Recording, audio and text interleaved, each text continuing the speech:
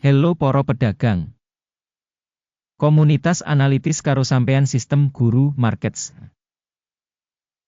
Ayo miwiti kanthi ringkesan informasi babagan perusahaan.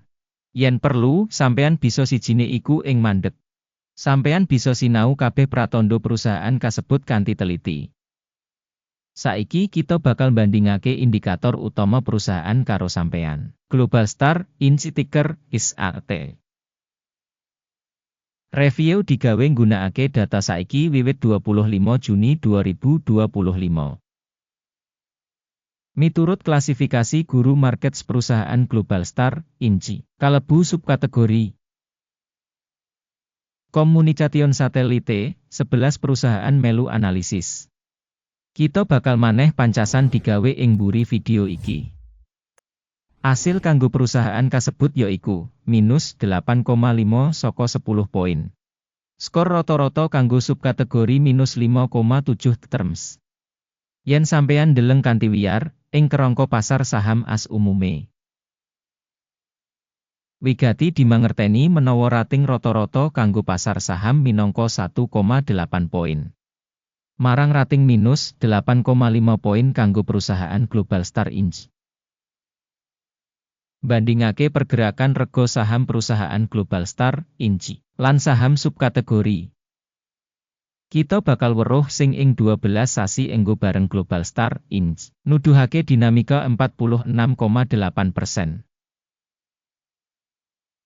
Marang owah-owahan rega ing subkategori 215,1%.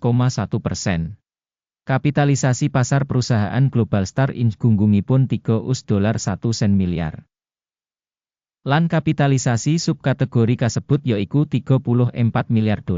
Regane buku perusahaan kira-kira $34 miliar. Lan kapitalisasi neraca subkategori yaiku $18 miliar. Bandingaken enggo bareng saka pasar lan nilai buku, kita waca ing ngisor iki. Saham dikuasani Global Star, Inc, ing subkategori ing kasus penilaian kapitalisasi pasar saham, yaiku 8,911%. Regane buku 1,916%. Evaluasi saham perusahaan saka pasar lan kapitalisasi neraca subkategori, olo, minus 1 poin. Kewajiban utang organisasi iku $53,3 miliar. Kewajiban finansial kanggo kapitalisasi buku minangka 156% saka ibu kutha perusahaan. Rating utang perusahaan, olo, minus 1 titik. Rasio rega pasar perusahaan kanggo pangentukan yaiku 0. Rata-rata ing subkategori 0. Rating saka rega saham kanggo rasio pangentukan dibandingake perusahaan ing subkategori banget olo, minus 2 terms. Media WI kanggo pungkasan 12 sasi minus $78 mayuta-yuta. Pangentukan mangsa kanggo sabanjur 12 sasi ora dingerteni.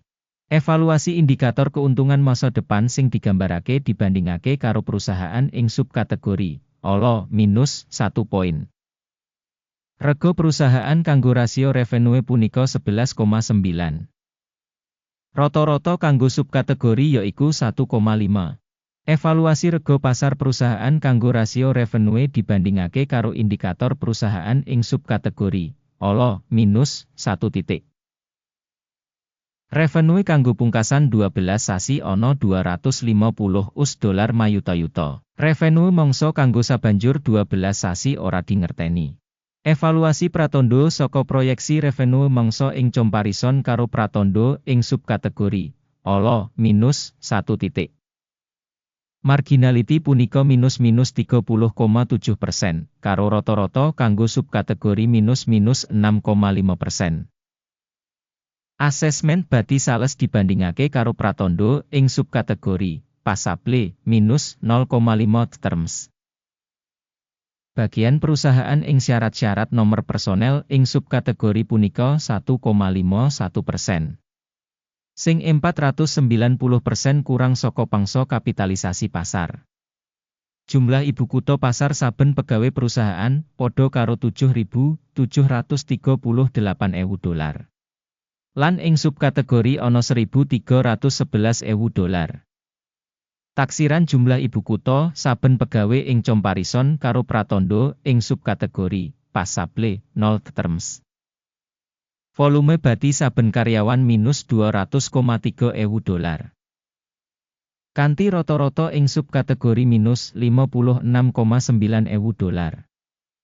Evaluasi bati saben karyawan dibandingake karo indikator perusahaan ing subkategori tolet minus 0,5 poin. Revenue organisasi saben pegawe $653.000. Ing subkategori $879.000. Evaluasi volume penjualan saben karyawan individu perusahaan dibandingake karo indikator ing subkategori tolet minus 0,5 poin. Volume transaksi for sale punika 4,4%, karo rata-rata kanggo subkategori 19,1%. Indikator teknis resi 14 nuduhake tingkat 73% kanggo perusahaan Global Star Inc. Kanggo subkategori, tingkat iki 77%. Rega saham perusahaan saiki watara $23.77. Perkiraan rega konsensus kanggo enggo bareng perusahaan iku kira-kira $52.49. Ayo ndeleng tabel pesenan sing kasedya kanggo kabeh wong. Link kasebut ana ing komentar sing disemat. Tabel pesenan ngemot pancen kabeh pancasan sadurunge mangsa iki dening sistem informasi evaluasi Guru Markets. Akses menyang meja pesenan pancen free lan buka link ing komentar pinnet. Adhedhasar asil pambiji sekuritas Global Star Inc. Sistem referensi penilaian Guru Markets kaputusan digawe. Bisa didol kanggo $23.78 US. Menehi hasil buka amarga perusahaan wis regane cukup kurang. Pambiji perusahaan ditindakake kanthi nggunakake model penilaian indeks AKIM. Jupuk bati disetel ing 12,65. Mandeg mundut disetel ing 34,91. Yen pesenan ora ditutup kanthi njupuk bati utawa mandeg mundut, banjur pesenan didandani kanthi otomatis ing pungkasan sesi tanggal 25 Juli 2025. Utawa ing dina dagang pungkasan sadurunge tanggal iki. Ticker KIL bakal dadi pesenan tuku utama. Video saka menehi hasil utama wis diterbitake ing saluran iki. Nalika nutup samubarang pesenan, dasar utawa wawas. Pesenan liyane tetep ing rega final. Matur nuwun para rawuh kanggo nonton video iki lan nggunakake sistem bantuan saka Guru Markets.